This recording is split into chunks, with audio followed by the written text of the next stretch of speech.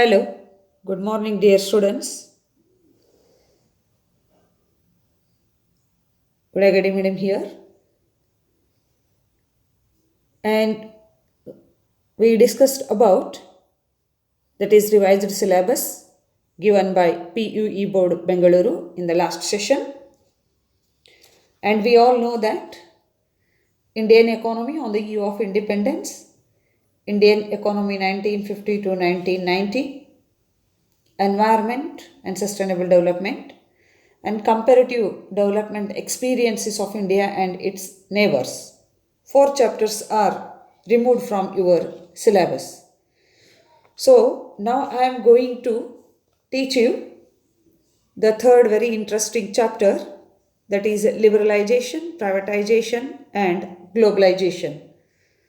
ವಿದ್ಯಾರ್ಥಿಗಳೇ, ನಮಗೆಲ್ಲ ಗೊತ್ತಿರುವ ಹಾಗೆ PUE ಬೋರ್ಡ್ ಬೆಂಗಳೂರು ತಮಗೆ ನೀಡಿದಂತಹ ಹೊಸ ಪಠ್ಯಕ್ರಮದ ಬಗ್ಗೆ ನಾನು ಈಗಾಗಲೇ ಹಿಂದಿನ ವರ್ಗದಲ್ಲಿ ಚರ್ಚೆ ಮಾಡಿದ್ದೇನೆ. ಮೊದಲನೆಯ ಅಧ್ಯಾಯ ಭಾರತ ಸ್ವತಂತ್ರಕ್ಕಿಂತ ಪೂರ್ವ ಹೇಗಿತ್ತು, ಭಾರತದ ಅರ್ಥವ್ಯವಸ್ಥೆ 1950ರಿಂದ 1990, ಪರಿಸರ ಮತ್ತು ಸುಸ್ಥಿರ ಅಭಿವೃದ್ಧಿ. ಕೊನೆಯ ಅಧ್ಯಾಯ ಭಾರತ ಮತ್ತು ಅದರ ನೆರೆಹೊರೆ ರಾಷ್ಟ್ರಗಳೊಂದಿಗೆ ಆರ್ಥಿಕ ಹೊಂದಾಣಿಕೆ ಅಥವಾ ಯಾವ ರೀತಿಯಾಗಿ ಇದೆ ಅನ್ನುವುದನ್ನು ನಾವು ತಿಳಿದುಕೊಂಡಿದ್ದೇವೆ. ಈ 4 ಅಧ್ಯಾಯಗಳನ್ನು ನಿಮ್ಮ ಪಠ್ಯಕ್ರಮದಿಂದ ತೆಗೆದುಹಾಕಲಾಗಿದೆ. ಆದ್ದರಿಂದ ನಾನು ಇವತ್ತು ತಮಗೆ ಅಧ್ಯಾಯ 3ರ ಬಗ್ಗೆ ಮಾತನಾಡಲು ಇಚ್ಛಿಸುತ್ತಾ ಇದ್ದೇನೆ. ವಿದ್ಯಾರ್ಥಿಗಳೇ, ಈ 3ನೇ ಅಧ್ಯಾಯ ಪರೀಕ್ಷಾ ದೃಷ್ಟಿಕೋನದಿಂದ ಬಹಳ ಮಹತ್ವದ್ದು ಅಂತ ನಾವು ಹೇಳ್ಬೋದು. ಈ ಅಧ್ಯಾಯವನ್ನು ಹೇಳುವುದಕ್ಕಿಂತ ಮುಂಚೆ ಈ ಅಧ್ಯಾಯವನ್ನು ನಾವು ಏಕೆ ಕಲಿಯಬೇಕು ಅನ್ನೋದು ಬಹಳ ಮುಖ್ಯವಾದದ್ದು. My dear students, so why to study this chapter and what is the title of the chapter? The title of the chapter is liberalisation, privatisation and globalisation and appraisal. ಉದಾರೀಕರಣ, ಖಾಸಗೀಕರಣ ಮತ್ತು ಜಾಗತೀಕರಣ. ಸೊ ಈ ಅಧ್ಯಾಯವನ್ನು ತಮಗೆ ಏಕೆ ಕೊಡಲಾಗಿದೆ? Why this chapter is given for your study? Few objectives are there. To understand the background of the reforms introduced in India since 1991. Second one, to understand the mechanism through which reform policies were introduced. Third one, to analyze the process of globalization and its implication for India. Fourth one, to make the learners that are aware of the impact of the reform process. Very interesting objectives are given for this chapter. Why this chapter is very important for you all? Nothing but to understand the background of the reforms introduced in India since 1991. And we have to know the background, why the new economic policy introduced in the year 1991. What are those causes responsible for this? And to know about the mechanism through which the reforms or policies introduced in our country. And to know about the globalization and its implications, means merits and demerits, impact of these 3 on Indian economy. And to know about that is reform process. With these 3 objectives, this chapter is given for your study. So ಭಾರತದ ಅರ್ಥವ್ಯವಸ್ಥೆಯಲ್ಲಿ 1991ರಲ್ಲಿ ಹೊಸ ಆರ್ಥಿಕ ನೀತಿಯನ್ನು ಜಾರಿಗೆ ತರಲಾಯಿತು.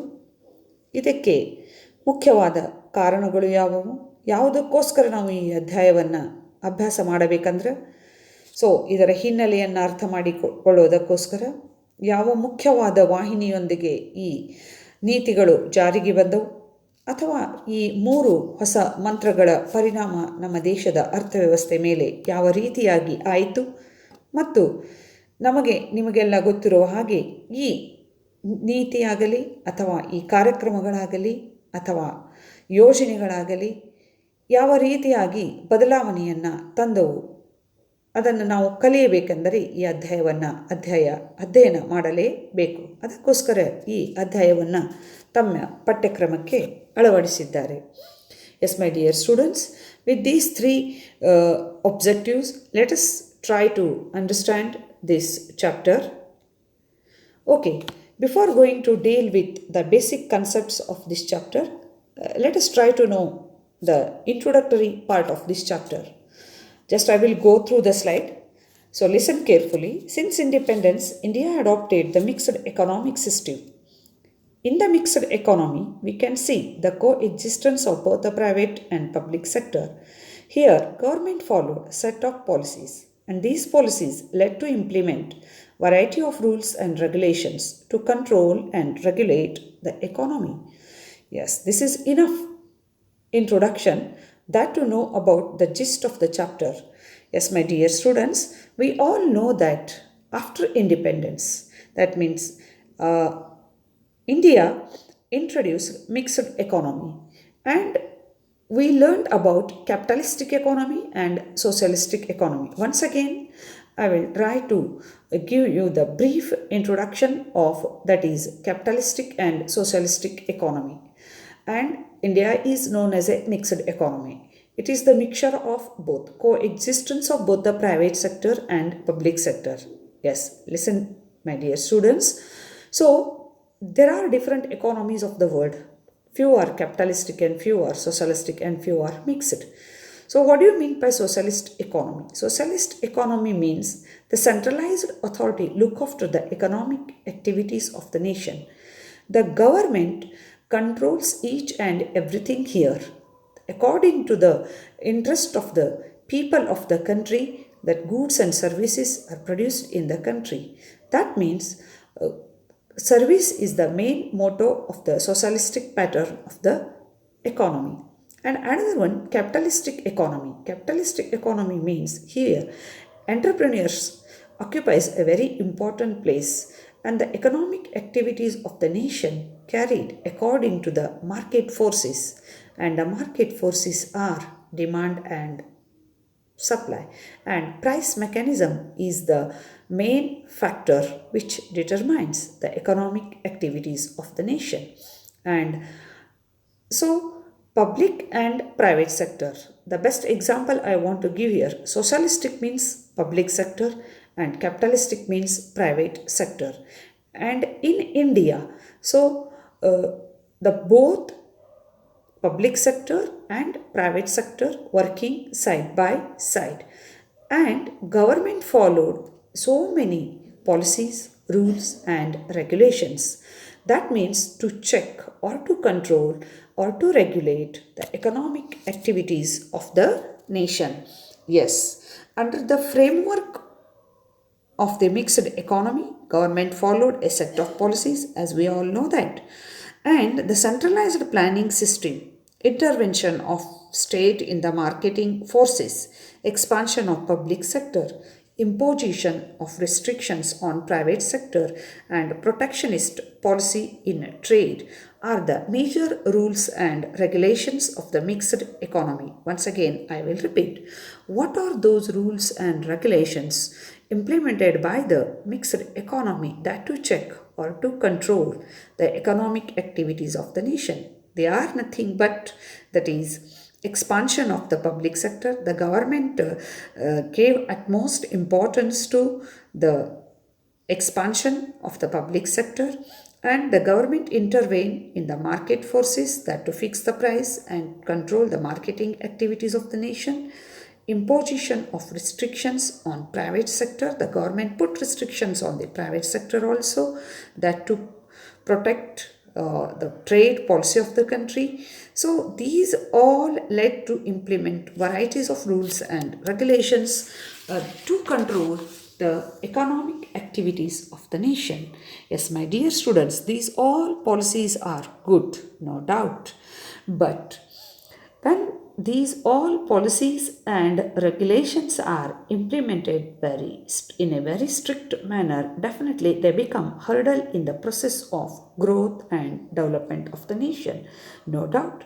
So over the years, these rules and regulations become hurdles in the process of growth and development of the Indian economy.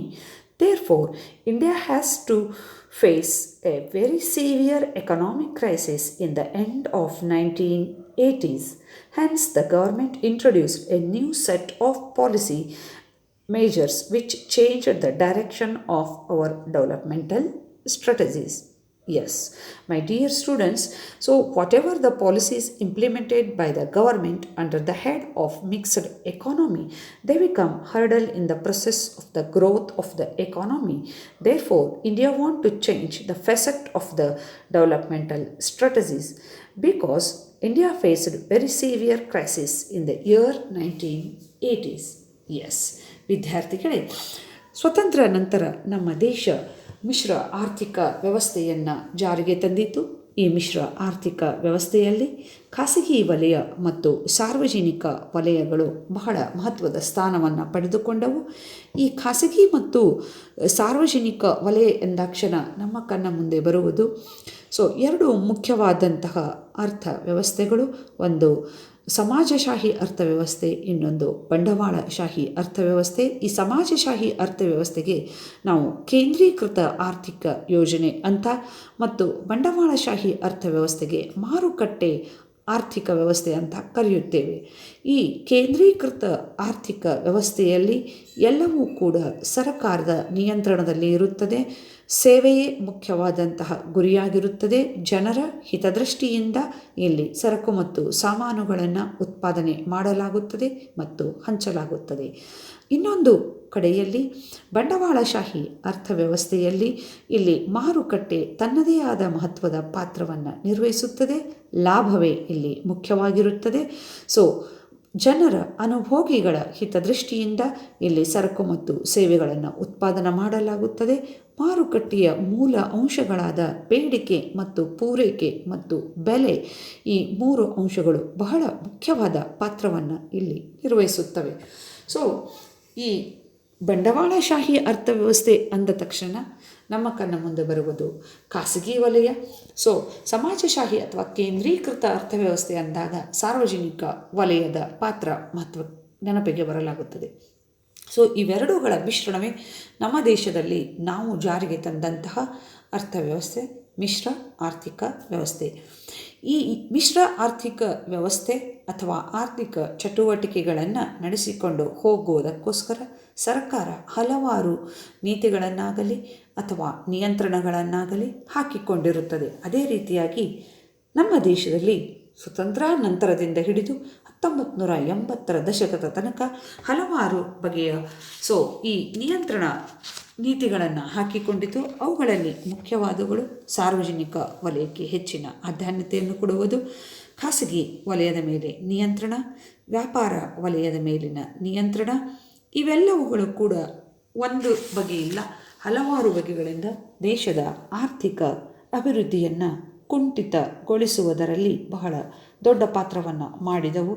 ಅದಕ್ಕೋಸ್ಕರ 1980ರ ದಶಕದಲ್ಲಿ ನಮ್ಮ ದೇಶ ಎಂದೂ ಕಾಣಲಾರದಂತಹ ಆರ್ಥಿಕ ಮುಗ್ಗಟ್ಟನ್ನು ಎದುರಿಸಬೇಕಾಗಿ ಬಂತು.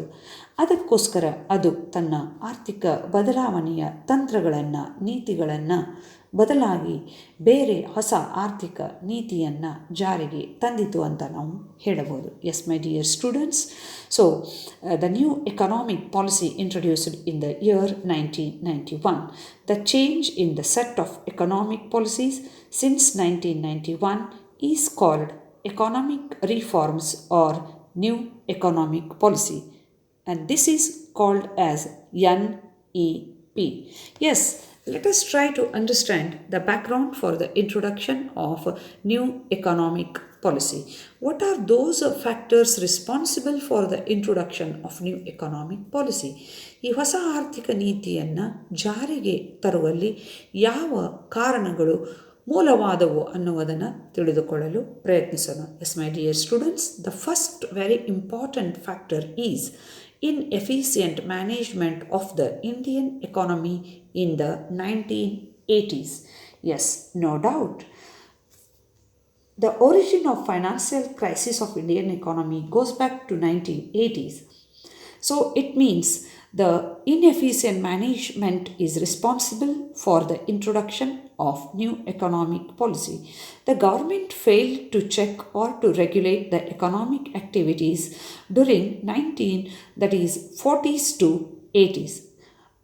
This is the major reason. And the second one, government expenditure exceeded its revenue. Yes, recklessly, government spends crores together on new, that is, rules and regulations and developmental programs with an intention to attain the goal of economic welfare. No doubt it is good for the nation or it is good for the economic development and it is good for the people of the country.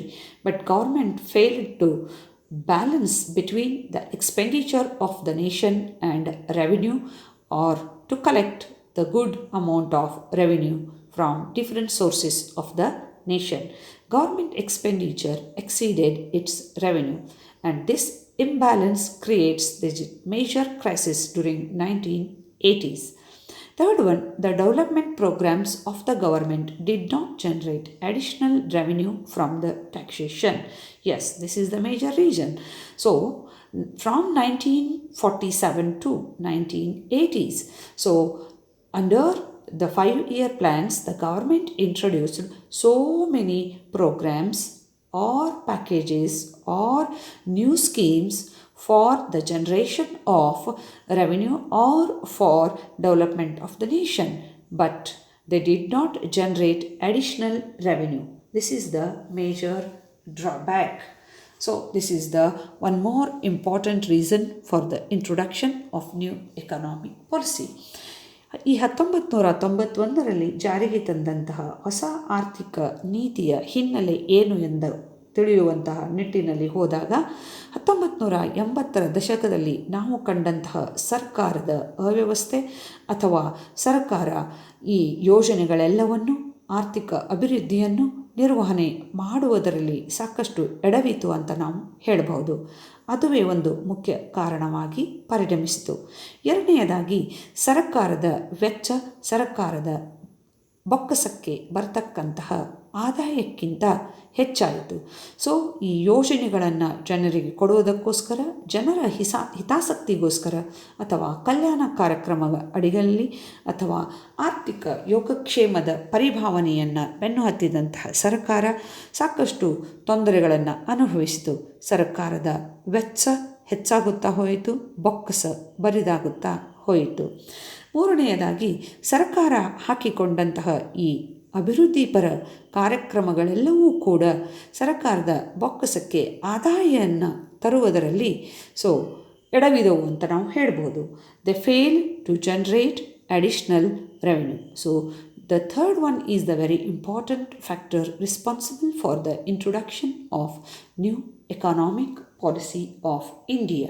Yes, my dear students, the next one, the income from public sector enterprises was insufficient. Yes, this is the major or the very important cause for the introduction of new economic policy. As we all know that under the head of mixed economy, yes, the government gave utmost importance to the expansion of public sector undertakings. The government spent crores together under the 5-year plans to develop public sector enterprises, and the public sector enterprises failed to attain the goal of maximum, that is return, or failed to attain the goal of development. They failed to generate new employment opportunities. They failed to generate income sources to the government. Yes, the income from public sector enterprises was insufficient, and whatever the government invested in public sector, that is converted into, that is big zero, that means just like dead stock. And fifth one, the external borrowing was spent on meeting consumption needs. Yes, just when we go through the first point, second point, third point. Yes, first point, what I said, economic crisis during 1980s. Second point, what I said, see here, government expenditure exceeded its revenue. Revenue was less, expenditure was more. Third one, the programs did not generate revenue to the government. And because of these all, the government borrows from, that is, international financial institutions. It's okay, no problem. If whatever the funds we raised from the international financial institutions or other financial sources, if it is used for the development purpose, no doubt it is good for the health of the nation. But unfortunately, the external borrowing was spent on meeting consumption needs. This is the one more important reason for the introduction of, that is, new economic policy. And sufficient attention was not given to reduce expenditure on these all and to boost our exports, that to pay for the growing imports. Yes, the government failed to check, that is, imports of the nation, and government failed to boost the exports of the nation to earn maximum revenue. And sixth one, attention was not given to reduce such expenditure. Yes, government failed to check the expenditure of the nation. ವಿದ್ಯಾರ್ಥಿಗಳೇ, ನಾಲ್ಕನೆಯ ಮುಖ್ಯವಾದಂತಹ ಅಂಶ, ಸಾರ್ವಜನಿಕ ವಲಯದಿಂದ ಬರ್ತಕ್ಕಂತಹ ಆದಾಯ ಕಡಿಮೆಯಾಗುತ್ತಾ ಹೋಯಿತು ಅಥವಾ ಅದು ತೃಪ್ತಿಕರವಾಗಿರಲಿಲ್ಲ. ನಾವಿಲ್ಲಿ ಅರ್ಥಶಾಸ್ತ್ರದಲ್ಲಿ ಒಂದು ಗಾದೆ ಮಾತು ಹೇಳ್ತೀವಿ, ಈ ಸಾರ್ವಜನಿಕ ವಲಯದ ಕೈಗಾರಿಕೆಗಳನ್ನು ಸಾಕುವುದು ಅಥವಾ ಅವುಗಳನ್ನು ನಿರ್ವಹಣೆ ಮಾಡೋದು ಅಂದರೆ ಹೆಂಗಪ್ಪ ಅಂತಂದ್ರೆ ಬಿಳಿ ಆನೆ ಸಾಕಿದಂಗೆ. ಬಿಳಿ ಆನೆ ಸಾಕಿದಂಗೆ ಅಂದ್ರೆ ಬಿಳಿ ಆನೆ ನೋಡಕ್ಕೆ ಚಂದ ಇರ್ತೈತಿ, ಆದರೆ ಅದಕ್ಕೆ ದಿವಸ ನಾವು ಏನು ಆಹಾರ ಹಾಕಬೇಕಲ್ಲ, ಅದನ್ನು ಆಹಾರ ಹಾಕಬೇಕು, ಅದರ ಮೇಂಟೆನೆನ್ಸ್ ಮಾಡಬೇಕು, ಅದು ಚಂದ ಕಾಣೋ ಹಂಗೆ ನೋಡ್ಕೋಬೇಕು. ಅಲ್ಲಿ ಏನೂ ನಾವು ತಪ್ಪು ಮಾಡೋಕ್ಕೆ ಬರೋಂಗಿಲ್ಲ. ಹಂಗನ ಇಲ್ಲಿ ಈ ಸಾರ್ವಜನಿಕ ವಲಯದ ಕೈಗಾರಿಕೆಗಳು, ಈ ಸರ್ಕಾರದ ಅಧೀನದಲ್ಲಿರ್ತಕ್ಕಂಥ ಕೈಗಾರಿಕೆಗಳು ಏನು ಇರ್ತಾವಲ್ಲ, ಇವುಗಳಿಗೆ ಏನೂ ಆಗಬಾರ್ದು, ಇವುಗಳ ಮೇಲೆ ನಾವು ಖರ್ಚು ಮಾಡೋ ಹಂಗೂ ಮಾಡಬೇಕು, ಇವಕ್ಕೇನೂ ತೊಂದರೆನೂ ಆಗಿರಬಾರ್ದು. ಅಂದರೆ ಏನು ರೀ, ಬಿಳಿ ಆನೆ ಸಾಕಿದಂಗೆ. ಅದಕ್ಕೆ ನಾವೇನು ಹೇಳ್ತೀವಿ, ಈ ಸಾರ್ವಜನಿಕ ವಲಯದ ಕೈಗಾರಿಕೆಗಳ ನಮ್ಮ ದೇಶದ ಆರ್ಥಿಕ ಅಭಿವೃದ್ಧಿಗೆ ಸಾಕಷ್ಟು ಪೆಟ್ಟು ಕೊಟ್ಟವು ಅಂತ ನಾವು ಹೇಳ್ಬೋದು. ಐದನೇದಾಗಿ, ಸರ್ಕಾರ ತಂದಂತಹ ಬಾಹ್ಯ ಸಾಲ ಕೇವಲ ನಮ್ಮ ಅನುಭೋಗಕ್ಕೆ ವ್ಯಯ ಆಗುತ್ತಾ ಹೋಯಿತು. ಪರದೇಶದಿಂದ ಸಾಲ ತೊಗೊಂಡು ಬಂದು ಅಥವಾ ಅಂತಾರಾಷ್ಟ್ರೀಯ ಹಣಕಾಸು ಸಂಸ್ಥೆಗಳಿಂದ ಸಾಲ ತೊಗೊಂಡು ಬಂದು ಅದನ್ನು ನಾವು ಆರ್ಥಿಕ ಅಭಿವೃದ್ಧಿಗೆ ಬಳಸ್ಕೊಂಡ್ರೆ ನೋ ಪ್ರಾಬ್ಲಮ್, ಏನೂ ತೊಂದರೆ ಇಲ್ಲ. ಆದರೆ ತಂದಂತಹ ಹಣದ ಸಹಾಯ ಅಥವಾ ಬೇರೆಯವರು ನಮಗೆ ಕೊಟ್ಟಂಥ ಹಣದ ಸಹಾಯ ನಾವು ಅನುಭೋಗಕ್ಕೆ ಉಪಯೋಗ ಮಾಡುವುದರಿಂದ ನಾವು ಆರ್ಥಿಕವಾಗಿ ತೀವ್ರವಾಗಿ ಹಿನ್ನಡೆಯನ್ನು ಸಾಧಿಸುತ್ತಾ ಬಂದೆವು ಅಂತ ನಾವು ಹೇಳ್ಬೋದು.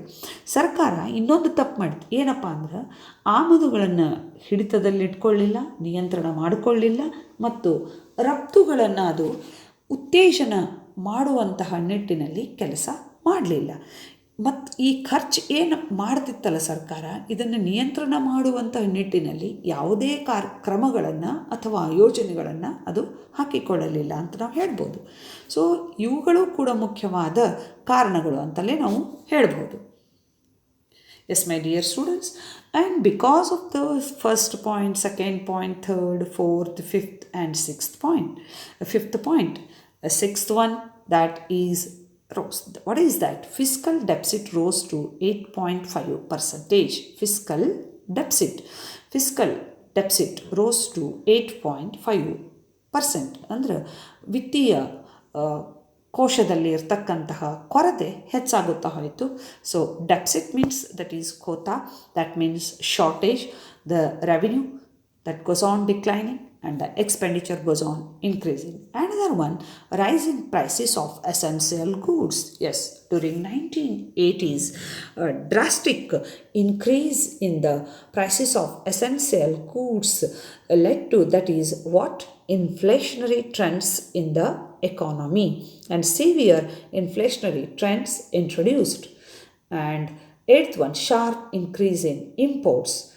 This is also the major or the very important cause for the introduction of new economic policy. Sharp increase in imports and sharp decline in foreign exchange reserve, these two are related. Yes, when imports increases and exports decreases, what happens? Automatically foreign exchange reserves of the nation goes on declining, and these all things are responsible for the introduction of new economic policy. Yes ವಿದ್ಯಾರ್ಥಿಗಳೇ, ನಮಗೆಲ್ಲ ಗೊತ್ತಿರುವ ಹಾಗೆ 1ನೇಯದಿಂದ 5ನೇಯ ಅಂಶಗಳು ಈ 6ನೆಯ ಅಂಶಕ್ಕೆ ಮೂಲ ಕಾರಣ ಅಂತ ನಾವು ಹೇಳ್ಬೋದು. ನಮ್ಮ ರಾಜ್ಯ ಕೋಶ ಅಥವಾ ನಮ್ಮ ಬೊಕ್ಕಸಕ್ಕೆ ಸಾಕಷ್ಟು ಹೊಡೆತ ಬೀಳ್ತಾ ಹೋಯಿತು. ಸೊ ಕೊರತೆ 8.5ರಷ್ಟು ಹೆಚ್ಚಾಯಿತು ಅಂತ ನಾವು ಹೇಳ್ಬೋದು. ಇವೆಲ್ಲವುಗಳ ಕಾರಣದಿಂದ ದೇಶದಲ್ಲಿ ಈ ಅವಶ್ಯಕ ವಸ್ತುಗಳ ಬೆಲೆಗಳು ಗಗನಕ್ಕೇರಿದವು, ತೀವ್ರವಾಗಿ ಹೆಚ್ಚಾಗುತ್ತಾ ಹೋದವು.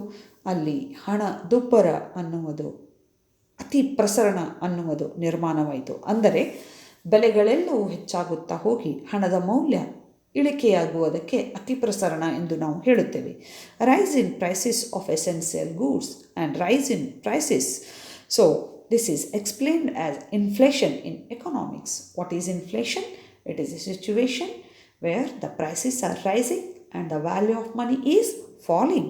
So when prices increases, the purchasing power of the money goes on declining, and rise in prices of essential goods introduced, that is a severe inflationary trends in the economy. And increase in imports reduced the stock of foreign exchange reserve. On the one hand, exports are declining, and on the other hand, imports are increasing. So this imbalance creates, that is what? That is shortage of foreign exchange reserves. And these are the few important, that is, causes responsible for, that is, introduction of new economic policy. And at the same time, India approached World Bank, and that is known as IBRD, that is Industrial Bank for Reconstruction and Development. And then India approached IBRD and IMF for the loan, and the country received $7 billion as a loan to manage the crisis. And these international agencies laid down certain rules and regulation and conditions for loan, and India agreed. Yes, my dear students. So when these all things become very serious, India approached to the International Monetary Fund and IBRD, and they said yes, that to grant loans, and India received $7 billion as a loan to manage the crisis, and agreed the conditions laid down by the IMF and IBRD, no doubt. So later on, India removed the restrictions on the private sector, reducing the role of government in many areas, and removal of restrictions in foreign trade. And these all things are nothing but the introduction of new economic policy. And in the 1991, the Prime Minister Sri P.V. Narasimha was there, and Finance Minister Dr. Manmohan Singh formulated a package of economic policy reforms, that is NEP. ಈ 1980ರ ಆರ್ಥಿಕ ಹಿನ್ನಡೆಯಿಂದ ಆದಂತಹ ಹಲವಾರು ಆರ್ಥಿಕ ತೊಂದರೆಗಳನ್ನು ಸರ್ಕಾರ ಬಗೆಹರಿಸುವುದಕ್ಕೋಸ್ಕರ ಅಂತಾರಾಷ್ಟ್ರೀಯ ಮಟ್ಟದಲ್ಲಿ ಕಾರ್ಯನಿರ್ವಹಿಸತಕ್ಕಂತಹ ಹಣಕಾಸಿನ ಸಂಸ್ಥೆಗಳಿಗೆ ಸಾಲಕ್ಕಾಗಿ ಅರ್ಜಿಯನ್ನು ಹಾಕಿತು. $7 ಬಿಲಿಯನ್ ಸಾಲ ನಮ್ಮ ಸರ್ಕಾರಕ್ಕೆ ದೊರೆಯಿತು ಅಂತ ನಾವು ಹೇಳ್ಬೋದು. ಆದರೆ ಈ ಅಂತಾರಾಷ್ಟ್ರೀಯ ಹಣಕಾಸು ಸಂಸ್ಥೆಗಳು ಹಲವಾರು ಕರಾರುಗಳನ್ನು ನಮ್ಮ ದೇಶಕ್ಕೆ ಹಾಕಿತು. ಸರ್ಕಾರ ಅವೆಲ್ಲವುಗಳಿಗೆ ಒಪ್ಪಿಗೆಯನ್ನು ನೀಡಿ ಸಾಲವನ್ನು ಪಡೆದುಕೊಂಡು ಬಂತು. 1991ರಲ್ಲಿ ನಮ್ಮ ದೇಶದ ಪ್ರಧಾನಮಂತ್ರಿ P.V. ನರಸಿಂಹರಾವ್ ಆಗಿದ್ದರು, ಹಣಕಾಸಿನ ಮಂತ್ರಿ ಡಾಕ್ಟರ್ ಮನಮೋಹನ್ ಸಿಂಗ್ ಆಗಿದ್ದರು. ಇವರಿಬ್ಬರ ನೇತೃತ್ವದಲ್ಲಿ ಹೊಸ ಆರ್ಥಿಕ ನೀತಿ 1991ರಲ್ಲಿ ಜಾರಿಗೆ ಬಂದಿತು. ಈ ಹೊಸ ಆರ್ಥಿಕ ನೀತಿಯ 2 ಮುಖ್ಯವಾದ ಕಾರ್ಯಕ್ರಮಗಳು, ಒಂದು ಸ್ಥಿರಾತ್ಮಕ, ಇನ್ನೊಂದು ರಚನಾತ್ಮಕ ಕಾರ್ಯಕ್ರಮಗಳು ಅಂತ ನಾವು ಹೇಳ್ಬೋದು. ಸ್ಥಿರಾತ್ಮಕ ಮತ್ತು ಇನ್ನೊಂದು ರಚನಾತ್ಮಕ ಹೊಂದಾಣಿಕೆಯ ಕಾರ್ಯಕ್ರಮಗಳು. Yes my dear students, so India agreed the conditions laid down by IMF and IBRD and received $7 billion of aid or help in the form of loan.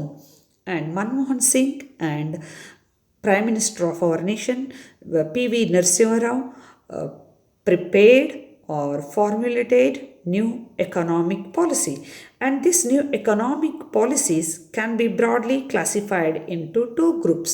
They are stabilization programs and structural adjustment programs. And now the question arises, what do you mean by stabilization programs and what do you mean by structural adjustment program? See here, my dear students, I will go through the slide and read. Listen carefully. Stabilization programs are those which bring stability in the economy. These are macroeconomic measures that affect the whole economy. These are short-term measures intended to correct imbalances that have developed in the balance of payments and bring inflation under control. It includes financial, fiscal, foreign exchange reforms also. Yes, stabilization programs are those which brings stability in the economy. What is stability? Stability means no fluctuations. So it brings a continuous development, tempo of development. These are macroeconomic measures. Yes, the question arises, what do you mean by macroeconomic measures and what do you mean by micro? Yes, I want to give you the brief idea of macro and micro here. Macro means which deals with aggregate aspects of the economy. Micro means which deals with individual aspects of the economy. Yes, take for example, macro means national income, which deals with national income. Micro means that is per head income. So macro, it generally deals with aggregate aspects. Take for example, financial, fiscal, foreign exchange. These all are micro. Yes, these are macroeconomic measures that affect the whole economy, and these stabilization programs are short-term measures and not long-term measures. These are introduced with an intention to correct imbalances in the balance of payments. Balance of payments means, again the question arises for you all, balance of payments means what? Balance of payment is nothing but which is a financial statement of, that is, exports and imports. So imbalances, yes, just I mentioned while explaining the background of the introduction new economic policy. Exports reduced and imports were more. So this is nothing but imbalance in the balance of payment. And these stabilization programs introduced to check the balance of payment and bring inflation under control, that to reduce the prices of essential goods. And stabilization programs includes financial sector reforms, and financial sector includes the working of the Reserve Bank of India and all other financial institutions, nationalized banks, non-banking financial intermediaries. It includes all financial institutions. And fiscal, it is related to what? It is related to the government revenue. Foreign exchange, yes, it is related to the foreign exchange reserve. So stabilization programs includes these all reforms. ವಿದ್ಯಾರ್ಥಿಗಳೇ, ಈ ಸ್ಥಿರಾತ್ಮಕ ಕಾರ್ಯಕ್ರಮಗಳಲ್ಲಿ ಮುಖ್ಯವಾದವುಗಳು ಸರ್ಕಾರದ ಹಣಕಾಸಿನ ವ್ಯವಸ್ಥೆ ಅಥವಾ ವಿದೇಶಿ ವಿನಿಮಯ ವ್ಯವಸ್ಥೆ, ಅಥವಾ ಇನ್ನೊಂದು ನಾವೇನು ಹೇಳ್ಬೋದು ಅಂದ್ರೆ ರಾಜ್ಯಕೋಶ. ಸೊ ಇವೆಲ್ಲವುಗಳನ್ನು ಒಳಗೊಂಡಿದೆ. ಈ ಸ್ಥಿರಾತ್ಮಕ ಯೋಜನೆಗಳು ಅಲ್ಪಾವಧಿ ಕಾರ್ಯಕ್ರಮಗಳನ್ನು ಒಳಗೊಂಡಿವೆ. ಇವುಗಳು ಮುಖ್ಯವಾಗಿ ಈ ಸಂದಾಯ ಬಾಕಿಯಲ್ಲಿ ಆದಂತಹ ಅಸಮತೋಲನ, ಅಂದರೆ ರಫ್ತುಗಳು ಕಡಿಮೆ ಆಮದುಗಳು ಹೆಚ್ಚಾಗಿದ್ದವು 1980ರ ತನಕ. ಆ ಅಸಮತೋಲವನ್ನು ಹೋಗಲಾಡಿಸುವುದಕ್ಕೋಸ್ಕರ ಈ ಸ್ಥಿರಾತ್ಮಕ ಯೋಜನೆಯು ಸಾಕಷ್ಟು ಯೋಜನೆಗಳನ್ನು ಹಾಕಿಕೊಂಡಿತು ಅಂತ ನಾವು ಹೇಳ್ಬೋದು. ಅದರೊಂದಿಗೆ ಇನ್ನೊಂದು ವಿಷಯ, ದೇಶದಲ್ಲಿ ಆದಂತಹ ಅತಿ ಪ್ರಸರಣ ಹಣದುಬ್ಬರವನ್ನು ನಿಯಂತ್ರಣ ಮಾಡುವಂತಹ ನಿಟ್ಟಿನಲ್ಲಿ ಈ ಸ್ಥಿರಾತ್ಮಕ ಯೋಜನೆಗಳು ಜಾರಿಗೆ ಬಂದವು ಅಂತ ನಾವು ಹೇಳ್ಬೋದು. Yes, and another part of this new economic policy is the structural adjustment programs. So what are these structural adjustment programs? These are the programs which bring structural change in the economy and improve its productivity. And for your kind information, dear students, these are microeconomic measures which affect only the concerned sector of the economy, works on individual aspect of the economy, and these are long-term measures including industrial, trade, and public sector reforms. Yes, structural adjustment programs which throw light on the productivity, working efficiency of the economic agents, and these includes long-term measures, no doubt, that is about industrial development, trade development, public sector reforms, etc. And industrial sector includes, that is introduction of new industrial policies, trade, that is new trade policy introduced, and public sector reforms. Yes, drastic changes took place in the public sector working strategy of the India. Yes, these structural adjustment programs are also occupies very important place to change the facet of the Indian economy. ವಿದ್ಯಾರ್ಥಿಗಳೇ, ಈ ಒಂದು ಸ್ಥಿರಾತ್ಮಕ, ಇನ್ನೊಂದು ರಚನಾತ್ಮಕ ಹೊಂದಾಣಿಕೆ ಕಾರ್ಯಕ್ರಮಗಳು ಮುಖ್ಯವಾಗಿ ದೇಶದ ಉತ್ಪಾದನಾ ಸಾಮರ್ಥ್ಯವನ್ನು ಹೆಚ್ಚಿಸುವ ನಿಟ್ಟಿನಲ್ಲಿ ಜಾರಿಗೆಗೊಂಡವು ಅಂತ ನಾವು ಹೇಳ್ಬೋದು. ಇವೆಲ್ಲವುಗಳು ಸೂಕ್ಷ್ಮ ಅರ್ಥಶಾಸ್ತ್ರವನ್ನು ಆಧಾರವಾಗಿಟ್ಟುಕೊಂಡು, ಅಂದರೆ ಒಂದು ಮುಖ್ಯವಾದ ಆ ಆರ್ಥಿಕ ವ್ಯವಸ್ಥೆಯ ಅಂಶವನ್ನು ಸುಧಾರಿಸುವ ನಿಟ್ಟಿನಲ್ಲಿ ಕಾರ್ಯವನ್ನು ಮಾಡುತ್ತಾ ಬಂದವು. ಇವೆಲ್ಲವುಗಳು ಕೂಡ ದೀರ್ಘಾವಧಿ ಕಾರ್ಯಕ್ರಮಗಳಾಗಿದ್ದವು. ಮುಖ್ಯವಾಗಿ ಕೈಗಾರಿಕಾ ವಲಯ, ವ್ಯಾಪಾರಿ ವಲಯ, ಸಾರ್ವಜನಿಕ ವಲಯದ ಸುಧಾರಣಾ ಕಾರ್ಯಕ್ರಮಗಳನ್ನು ಇವು ಒಳಗೊಂಡಿವೆ ಅಂತ ನಾವು ಹೇಳ್ಬೋದು.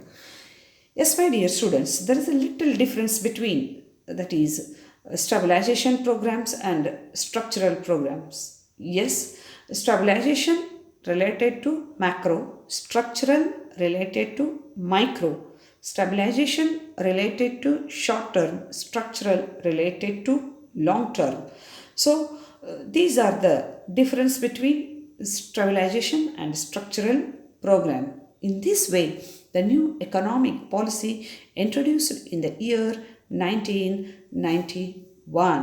Yes, my dear students, go through these all important topics which I discussed in this session. ವಿದ್ಯಾರ್ಥಿಗಳೇ, ಇಂದಿನ ವರ್ಗದಲ್ಲಿ ನಾನು ಮಾಡಿದಂತಹ ಪಾಠವನ್ನು ಸರಿಯಾಗಿ ಅರ್ಥೈಸಿಕೊಳ್ಳಲು ಮತ್ತೆ ಈ ವಿಡಿಯೋವನ್ನು ಕೇಳಿ, ಸೊ ನೀವು ಕೊಟ್ಟಂತಹ ವಿಡಿಯೋಗಳನ್ನು ನೋಡಿ ಟಿಪ್ಪಣಿಯನ್ನು ಮಾಡ್ತೀರಿ ಅಂತ ನಾನು ತಿಳ್ಕೊಂಡಿದ್ದೀನಿ. ಪ್ರಶ್ನೋತ್ತರಗಳನ್ನು ಕೊಡುವಂತಹ ಪ್ರಯತ್ನವನ್ನು ನಾನು ಮಾಡ್ತೀನಿ ಮತ್ತು ಕೊಡ್ತೀನಿ. Yes, my dear students, go through the videos sent to you through WhatsApp group and listen videos carefully and try to note down the points only. I am going to give you question answer, don't worry, but you have to prepare points. Yes, take care, stay home, stay safe and inspired. See you in the next session.